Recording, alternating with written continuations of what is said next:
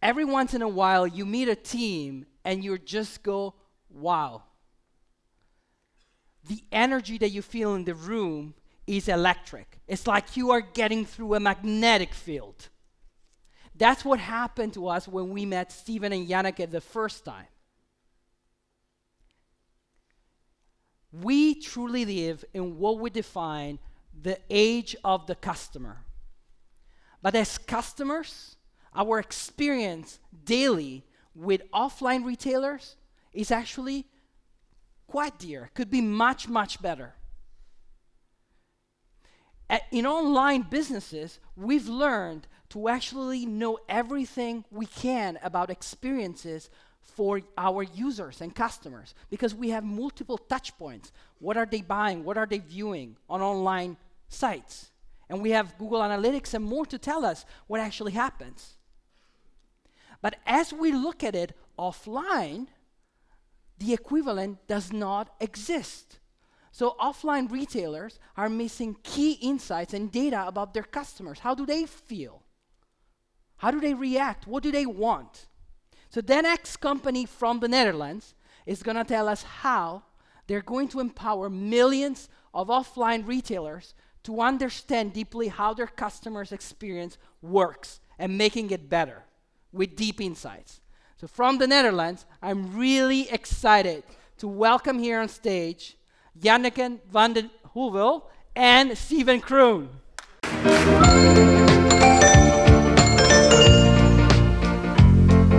Vroeg werd gezongen en gefloten in de straat.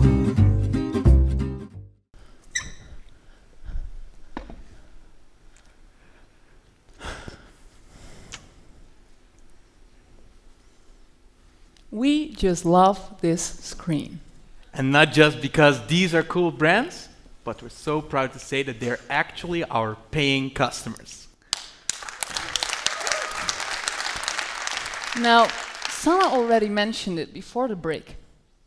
At the end of the day, everything is about customer experience. So this is our product. At Trylikes, we measure real-time customer experience.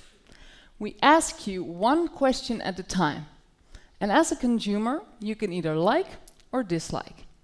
Now, and to explain how it works, let's pick a brand and show you a real example. Now, in the lobby, I already saw some members of the board from Albert Heijn. So, let's go for Jumbo.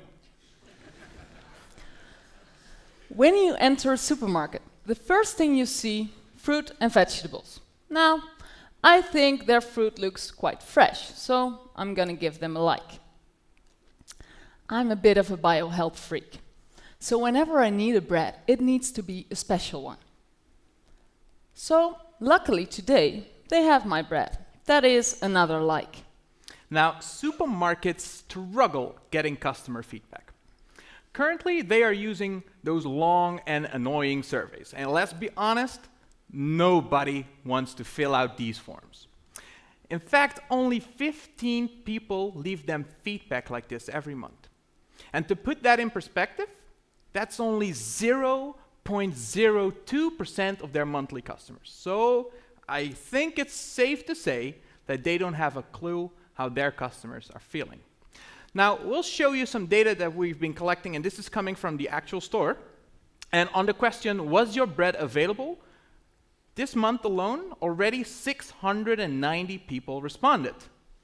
On average, Trylikes gathers between 10,000 and 12,000 responses a month. So in their traditional methods, that would have taken them 500 years.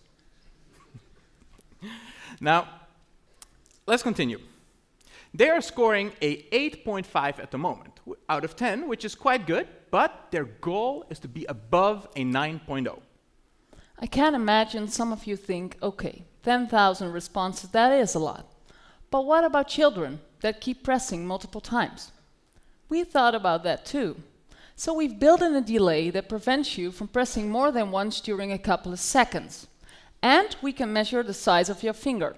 So if it's too small, it won't even work. Now, as we walk down the aisle, we run into these boxes. And I always hate it when this happens. So in this case, let's give him a dislike. As you can see, a lot of people tend to agree with Steve. Now let's fast forward a little bit. We place quite some questions in one store. And this is because we want to measure every key performance indicator. At the end of the store, right before you leave, there's an important question.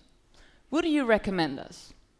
Now, if this recommendation is low, meaning it got a lot of negative feedback, then one of the other questions in the store must be the reason. Now, in this example, more people did not find the aisles being clean enough. Our system can automatically detect these correlations and trends, so it can proactively send out push notifications to a manager. Why is this hard data so important for companies? Because 80% of CEOs believe that they are delivering an outstanding customer experience. But only 8% of us, the consumer, feel that way. In the US, they have a nice saying for it. Assumption is the mother of all fuck-ups. Now, Trylikes takes away these assumptions, because perception is reality. And now, let's also look at Albert Heijn, because we were allowed to show you a really nice business case. So, long queues at cash registers for supermarkets is a big problem. Our system detected a consistent spike of dislikes on Fridays around 4 and 9 o'clock. So, it began to proactively send out push notifications to a manager saying, pay attention in the upcoming hour. Now, because managers want their employees to act quickly upon these issues, we've placed big screens at the back of their store, which helps them to take action. Albert Heijn even decided to put up screens inside of the shop to show their consumers how they were doing. Now let's look at the results. Remember, they were receiving a consistent 21% dislikes. Every Friday, the same problem. So after sending out this push notification to the manager, putting up screens for employees, look what happens. 3% dislikes only. That means that the queues at the cash registers are gone. Now, you might still say, these are small issues, but training your employees to deliver outstanding customer service is a huge continuous undertaking. Happy customers stay, they come back more often, they spend more money, and most importantly, they tell their friends. So since we launched our product in March, we've been signing up customers at a rapid pace. In 10 different countries. Exactly. And by selling our subscriptions, we're making a bit more money every month. We closed 2015 with a turnover of 160,000 euros. And although the year has just started, it has been amazing. In the past 3 weeks only, we signed for another 80,000. Now, take our current customers. Calculate the number of stores they have in the Netherlands only, and you'll be looking at a turnover of 30 million euros. But Trylikes is suitable for many more branches. So we're just getting started, and we can expand in those other countries. Now, how were we able to so quickly roll out to all of these customers? And that's because we worked really hard to keep things simple. Take McDonald's as an example. One of their managers invited us at their restaurant. And as we were talking, they became really enthusiastic about our product. But then they said, well, this is going to be too hard to implement because you need power outlets installed, you need to connect to a special Wi-Fi network, which means you need to have headquarters IT department involved, and the list went on. But what they didn't, sorry, it always makes me laugh when I talk about this. What they did not know is that we already secretly took 2 devices with us. And as I entered the store, I dropped it at the exit. They were looking for a table. Janneke quickly placed it at the cash register. So while they were saying that it would be so hard to implement, we could take out our phone and show them in real time how their customers were feeling. We don't need your Wi-Fi. All of our devices have their own mobile cellular network, and they run from battery. So it really is this simple to get started. Talking about the start, how did we came here? Before Trylikes, we were in the online business, and here you can measure everything of online consumers. So we thought, how cool would it be if we could do the exact same thing in the offline physical world?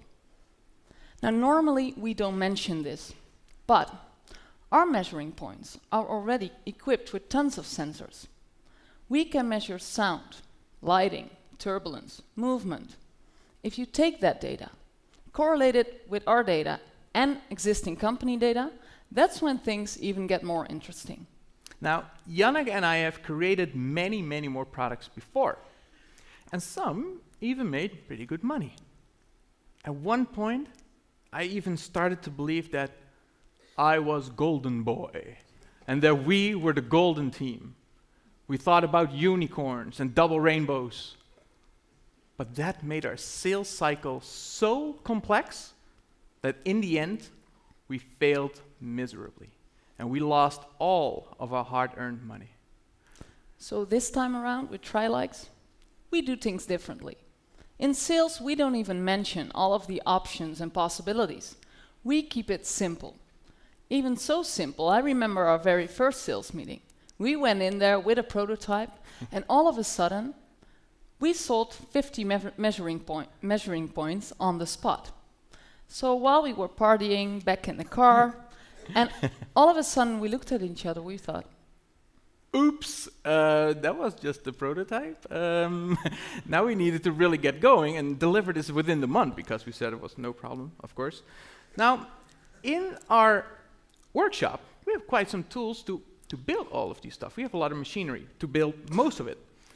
But we had one essential part missing. In order to make our custom electronics, we needed a special soldering oven. But they cost 20,000 euros.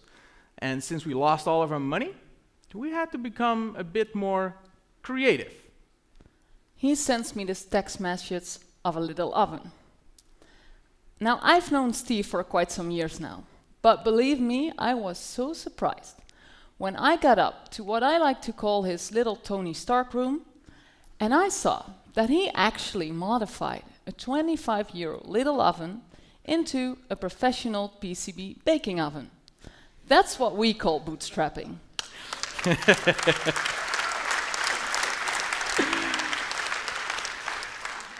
Now, this was a really, really intense month for us.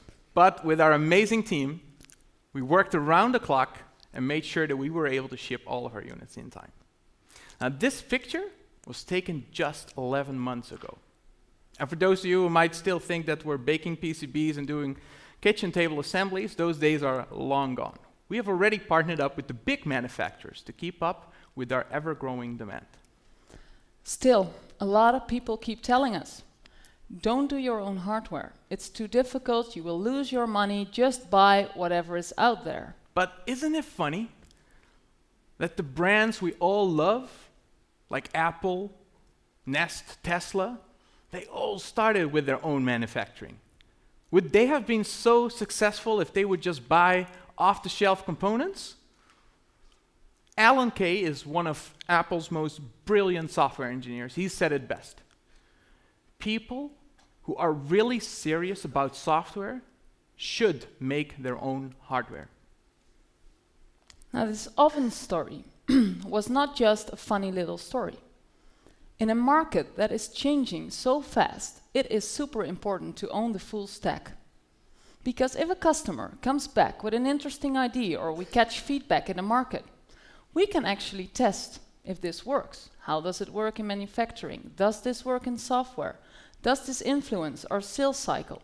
And by quickly running through this process, that allows us to iterate our product in a way you can never do with a big manufacturer. Now, let's end with our goals for 2016. We are really looking forward and we feel confident about the upcoming year because we are using one of the oldest business models in the world, which is that you build a product, then you sell this product, and then you collect money in the bank. Isn't that amazing? Now, being serious, Steve and I promised each other, we will never start another company without making revenue from the very start. So with our team, we are building a solid and healthy company first. And although we are not in need of an investment right now, it doesn't mean we're not interested to talk to you, because we have ambitious goals. So if you like our story, then we are more than happy to share them with you. Thank you. you.